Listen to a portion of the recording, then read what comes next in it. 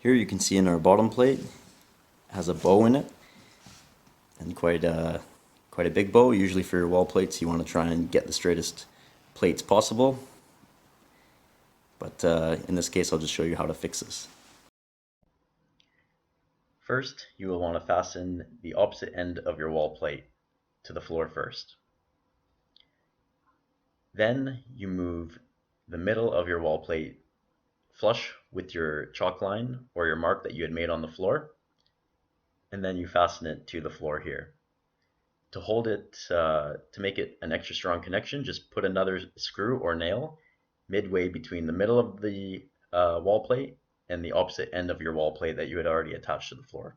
Then come to the other end of your wall plate and just tap it up until you can see the mark on your floor or the line on your floor. And once you can do that, just hold it with your foot and then attach it to the floor. And this helps straighten your wall plate.